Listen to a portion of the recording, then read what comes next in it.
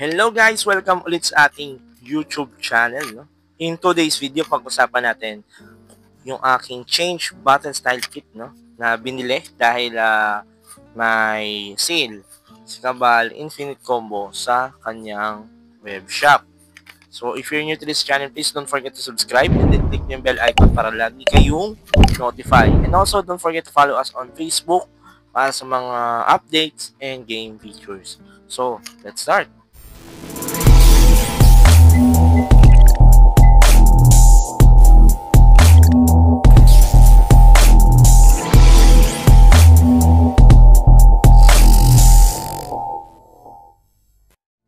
Now guys, ang gagawin lang natin ay magpapalit na naman tayo ng class, no?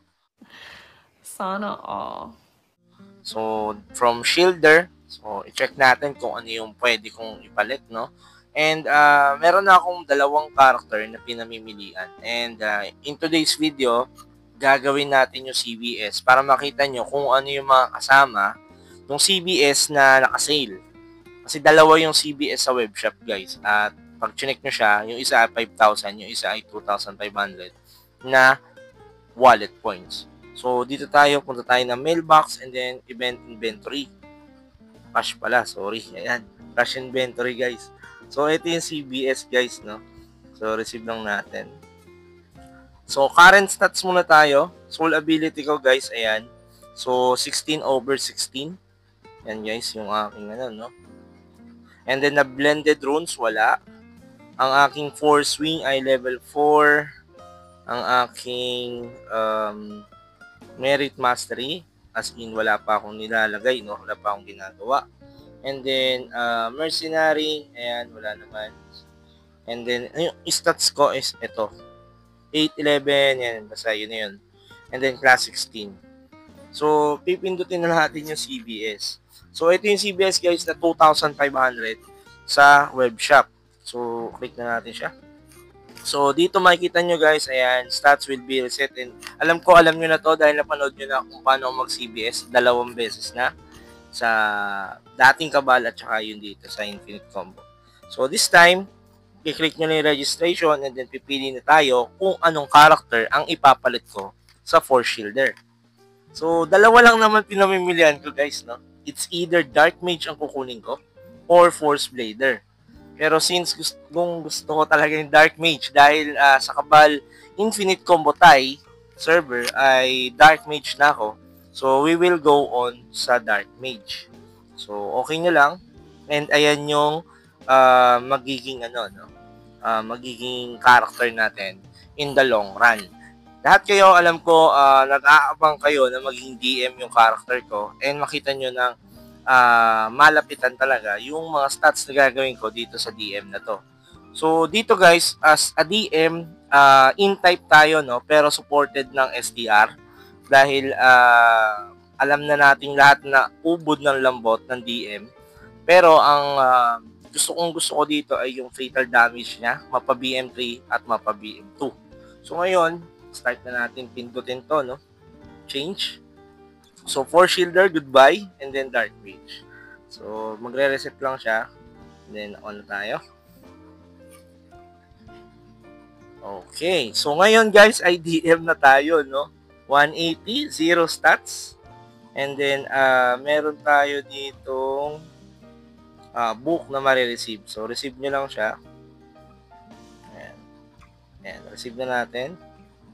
So, ayan siya, guys. And then, pag kinlik nyo siya, confirm. So, meron kayong marireceive na 6 na iba-ibang libro or chaos box. Ayusin lang natin. So, bubuksan natin siya isa-isa. Pero before natin buksan, check muna tayo. So, ito yung item ng Force Shielder, no? Tatanggalin na natin siya dito. So, magpaalam ka na, boy. Tanggalin lang natin. Ayan. So, walang item dapat na matitira dito. Ayan. So, wala na, guys, no? Yan yung lahat ng item, no? Kasi, tinanggal ko na lahat. So, ayusin lang natin. Okay. So, let's start with the one box, no? Confirm lang natin. So, 4, ibig sabihin, upgrade yan. Or, yung ating passive, no? Yung dito yan guys mapupunta sa ating skills under upgrade and then yung ating specialized. So yung sa specialized, 4 guys, no, yung na-receive natin. So meron tayong force overload and then meron din tayong passive. Itong passive niya na amplify at yung ating circle crafting at saka dark mage mastery. So kompleto. Ayun yung first box natin, no? So, maximum nyo na kagad yan. Huwag na kayong magpatumpik-tumpik dahil passive yan ng DM, guys. Next box, no? Open na natin. Ito yung mga gusto nyong panoorin. Yan, no? Puro blue. It means skills yan. So, first skill na, Butcher's Hell, Spirit Swarm, Reaper Harvest, Revenge of Nature, Venom. So, yung kunin natin yung Dark Matter. Isin muna natin. Kunin nyo yung Dark Matter. Itong Reaper. Pero for sure, hindi ko magagamit yung Reaper. Itong Border. So, isa to sa mga OP niya, no?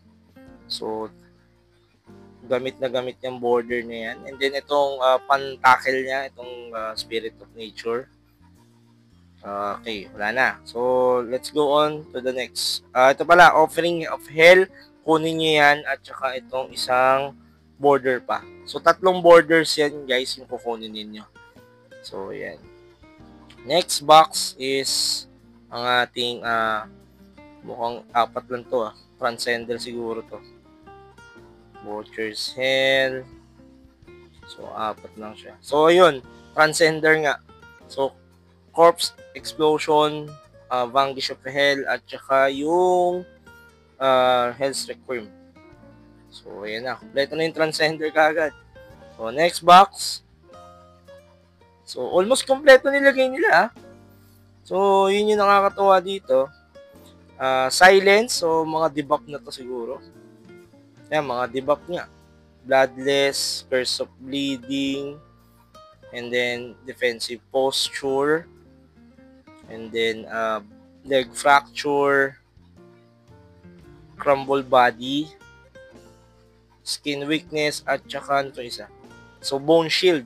So, almost kompleto. Wow. Almost kompleto ang ating debuff. So, next natin, yun, meron pa tayong 2 box, guys.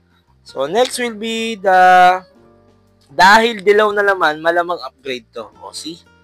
So, ito ay red. So, nasa attack, fade step, guys, no? May na yung tutorial. So, may fade step na tayo. And then, 3. Ito pa, dash.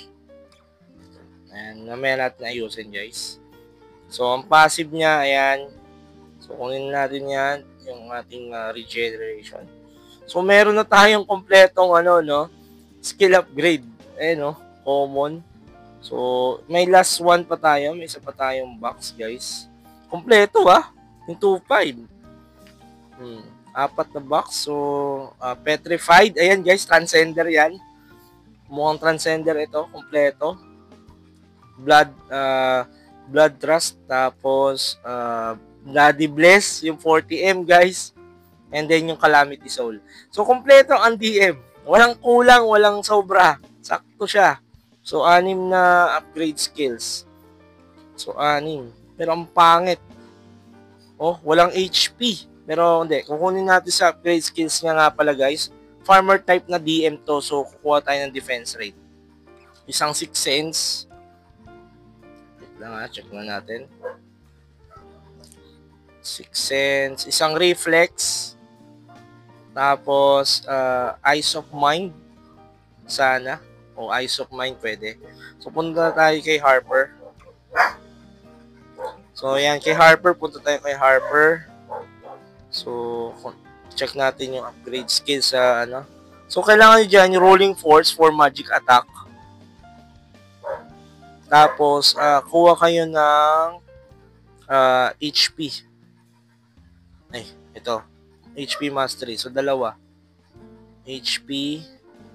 Tapos, Rolling Force. Tapos, may isa pa siya. Yung magic din. So, nasa siya? Nasa expert. Hindi ba expert yon? Ayun, force control pala yan. So, kailangan nyo siya. Yan. So, yan yung ano ko guys, stats ko, no? For the DM, no? Pwede yung kopyahin guys, walang problema. Dahil, ito ay from scratch to guys. So, kailangan ko rin ng Butcher's Hell, yung ibang sobra na skills. So, Spirit Redemption. Ang wala niya is yung mga pang natin DPS, no? Wala ako ng pang DPS. So, sakto lang yan, tatlo na yan pang DPS. Kasi sa pang DPS, guys, ito bibili nyo. Ito sa akin, preference ko to So, may mga DM user din naman. So, Darkstream, Bone Gluttony, tapos, Demon Waltz, dapat Venom appear. Pero, mas okay sa akin yung Venom Demon's Waltz pala, no? So, sa casting kasi, so, tatlo na siya. So, Gluttony, usually, itong tatlo lang gagamitin nyo dyan, Darkstream at saka itong last natin, Demon's Waltz. And so kompleto guys ang CBS ng ng DM guys, no. So ngayon aayusin na naman natin 'to. So ganyan tayo mag-ayos, no. So from the skill books, ayusin natin 'yan. And then lalagay natin 'yan diyan. Tapos sa skill list nyo, pwede nyo gawin ay ito, yung rotation na to. So, pwede kayong Vanquish muna. Vanquish, Spirit Redemption sa pang-apat. Corpse, at saka, nasa na isa? May isa pa to. Requiem. Pero ang range kasi niyan is 1 to 6. So, much better if ang ilalagay ko na lang ay itong Butcher's Hell. Ayan. So, yan yung apat na ginagamit ko. Kasi tinitingnan ko yung range. Ito, tulad nito, casting niya is 1 to ano lang. So, yan yung madalas. Itong apat na yan. Ay, yung tatlo na yan. Yung tatlo na yan, sulit ka na dyan. Tapos sa combo ito for multiple mobs. So, ito siya. Pwede nyo kopyahin. So, pwede tayong maglagay dito na... Yung Requiem kasi, dito maglalakad yung character nyo ng 2 steps. Kasi dahil ang range nito ay nasa 6 lang. So, instead na yan ang ilagay mo, ito na lang Butcher's Hell. Itong Offering of Hell. Dahil 1 to 8 yan yung range niyan. Tapos, samahan mo na siya ng Gluttony, ng Darkstream, at saka ng Demon Waltz. So, ito sa farm to sa farm. So, same rin nung farm. Ito, same pa rin. Vanquish. And then, Offering of Hell. Sa BM1 to guys And then, Gluttony, Darkstream sa dulo, tapos Demon Waltz. So, ayan yun guys. So, 1, 2, 3. So, dito sa, normal, usually ayan lang naman talaga kasi yung bilis na ng cooldown yung tatlong yan. Pang pang multiple mobs, pang spam. So, next natin is yung page 2. Yung page 2 guys, same pa rin naman. Vanquish, tapos Corpse, at saka Offering of Hell. Pero sasamahan nyo ng Redemption at saka ng pwede kayong Butcher's yung Butcher's Hell. Pero 1 to 6 lang yan So, especially ito pa rin tatlo na talaga yung ginagamit ko. Then, pwede nyo samahan ng Requiem sa dulo. So, yan lang yung apat. Usually, yan lang yung apat talaga Sa combo, ito DPS to. So, usually, ang ginagamit ko dyan ay Gluttony, yan, tapos Waltz. Pero meron pa yung isa, yung Swarm. Pwede mo samahan ng Swarm. Sa BM1, ito pang war. So, usually sa pang war ko, DPS lang. So, Gluttony, and then yung Demon Waltz. Ayan. Tapos, itong Swarm. Ayan. So, ayan yung setup, guys. Tatlo lang yan. Dalawa lang yan, guys. Dalawa lang. So, pang spam ko, ayan, sa sa normal, and then combo ko sa multiple mobs, and then DM1 casting ng lahat ng skills. And then, sa page 2, same pa rin, pang multiple mods, pero may DPS combo. Usually, 4 na skill lang. Sulit ka na dyan. And then, eto na siya. So, yung Demon Waltz at saka pinagpalit ko pala to. Yan. Yan ang setup niya, guys, And then, sa normal sequence, on mo lang siya. Tama ba? Naka-on ba?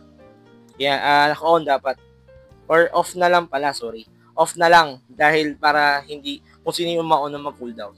So, ganyan yung setup. And then, dito sa ating sub, Yung sub ang una yung papataasin. Unahin nyo yung regeneration, itong transcender na tatlo. Yan. Imagine nyo guys, kasama transcender sa sa skills niya. Yan. Yan. Tapos yung mga debuffs. Yan. Yan. Tumatahol na yung aso ko, no? So, yan. Kaya mo lang siya. Yan. Lahat ng debuff, i-max nyo na. Don't worry kasi kapos talaga yan kahit anong gawin nyo. Yan. Tapos yung upgrades, syempre, maximum nyo na yan.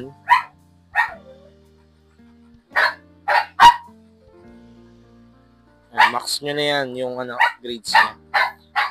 So, skills pa lang, ayan na yung stats niya. So, 89k skills niya. So, maximum nyo na to. Yan, max nyo lang guys. Yung unahin nyo yung mga pang DPS. Yan, tapos itong, usually, itong inuuna ko talaga eh. Tapos yung ating transcender pang spam. Yung Vanquish of Hell. Tapos yung Offering of Hell. Yan, usually yan. Tapos itong Reaper. Pwede rin yung Swarm pang spam. Basta maximum nyo lang, i-maximize nyo lang. Tapos sunod nyo yung mga itong borders. So medyo madugo siya, no? 57 yung requirement. Ubus ang talagang mo dito. Stats. O yan guys. So meron ka pang 19. May utang ka pa, no? Pero ito, pwede nyo rin siyang i-max. So, kulang na. So dito pala, pwede nyo rin pala itong kunin, itong fall. Pero 6 din ang range niyan. Kaya hindi ko talaga in-advance. Usually 1 to 8 lang. 1 to 8 dapat. So, ayan guys. Ayan yung niya. Common, specialized, sub, and then yung attack. Ngayon, lagay na lang natin siya dito sa baba. Ay, nakalimutan ko i-upgrade yung leg fracture. Pero okay lang. And, Bloody Bless, Blood Trust. Ayan. Ito, at saka ito. Ayan. Tapos, sa dulo, dito sa second page niya, lagay kayo ng mga debuff. Yung madalas, yung debuff na to ang ginagamit ko eh. Ayan. Tapos, itong skin weakness, and then, curse of bleeding, at saka itong bloodless. And then, sunod nyo yung silence, leg fracture pala, sorry. Leg fracture. So, ayan na siya. Kompleto na siya. So, 6 yung debuff. Tama ba? 3... meron pang petrified. Tapos, lagay nyo na lang yung bike dito sa second page. Ayan. Ganyan ako mag-ayos, guys. Sorry. So, dito, yung, other skills na hindi nyo pa nailagay. So, dalawang defensive, dalawang offensive. Pwede kayong maglagay dyan ng... Wait lang, nasa itong mga potions. Beradrix, Kaka, Fury. Ganyan ako mag-ayos. So, yan yung ganyan setup ko, guys. Ayan. Tapos, sa third page, yung lahat ng borders. So, third page ko, ayan. Ganyan, guys, no? Ganyan ako mag-ayos. Ayan. So, okay na tayo dito sa ating, setup. So, yung skills mo, upgrade mo, okay na. And then the skill list mo at skill preparation mo ay okay na rin.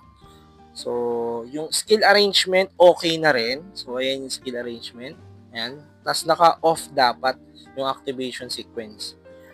So, next natin ay yung ating soul ability. Check lang natin, no? Blended 0 pa rin. Pero yung 16/16, kompleto siya. Tapos, meron dito, mapapalitan yung attack kanina ng magic attack. At tapos, itong sword skill amp kanina, magiging magic skill amp. Dahil, yung character natin ay, magic type. So, next natin is yung item. Yung item na tinanggal natin sa force shielder, ay pwede na natin ikabit dito sa ating dark mage, no? So, yung bike, kasama niya na yan. Yung belt, yung amulet of resist, dalawang earring. Yan. Tapos Sage yan guys, so yung nakakabit sa kanya. So Sage dapat na +7. And then kill yan. Tyrant, tapos dalawang CR2 plus CO4. Yun yung ginawa ko lang siya guys, no? And then meron ako ditong ito, yung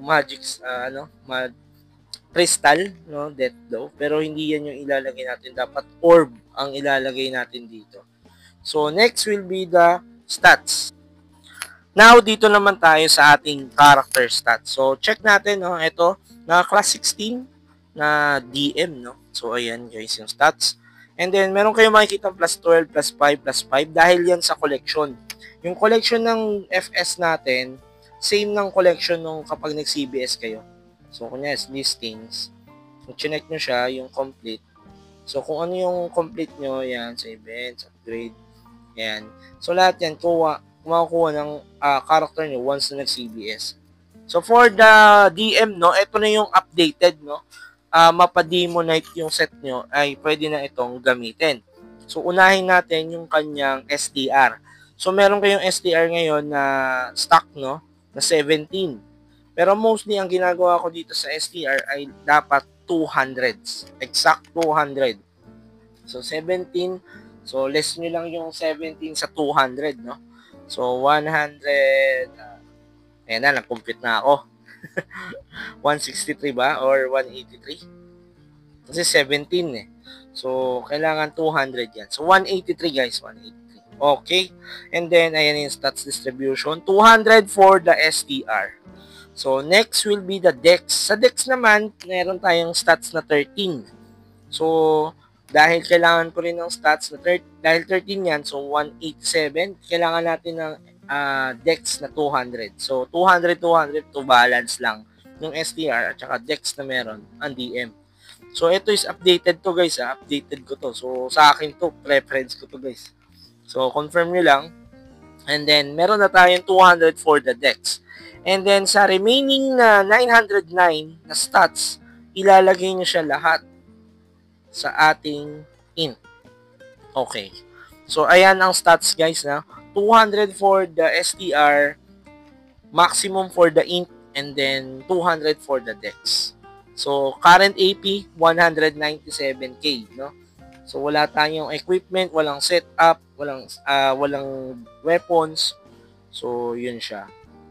So, eto lang naman yung setup guys, no, kapag nag-CBS kayo. So, yan lang naman yung expect nyo. So, eto, pwede na natin yan suot, yan, ganyan. So, pero hindi yan yung ilalagay natin. So, ngayon, kailangan nyo na natin ay damitan itong DM, no. So, dito kasi, meron ako ditong items na helm. Kaso, Sigmetal lang yan. Pero okay lang. Ayan. So, meron tayong Sigmetal helm. Ayan guys, Sigmetal helm. Crit rate plus 10%. No? Nabili ko yan ng 200 gems. ganyan kamura yung item ko, no? 200 gems. Oh, ayan, no? So, pwede na, di ba? Max crit rate na yan. Hindi nyo na kailangan gumamit pa ng extreme upgrade, ng booster. Naka-crit rate 10%. Sagad yan, guys, no? Sagad. So, sa next video, abangan nyo guys yung part 2 na to kasi dadamitan natin siya. And i-ready ko lang yung mga item na ini-aim ko sa AH. Iniintay ko lang kasi MOBA yung price para makapag buyout na tayo. So currently, ang ating stats ay 211 guys. No? 211, 411, walang accessories, walang kahit ano. Helm lang, tapos naka CU4 na crit ring 2. Ayan. Tapos yung stats mo ay ito guys. Ayan. 3.5 ang attack rate and 1.5. 31.52 ang critical rate. No? So, tataas pa yan and don't worry dahil magbibuild tayo part by part sa mga susunod pang video dito sa ating Dark Mage. So, I hope na nagustuhan nyo yung video and syempre, subscribe nyo na guys and see you on the next video guys. Bye-bye!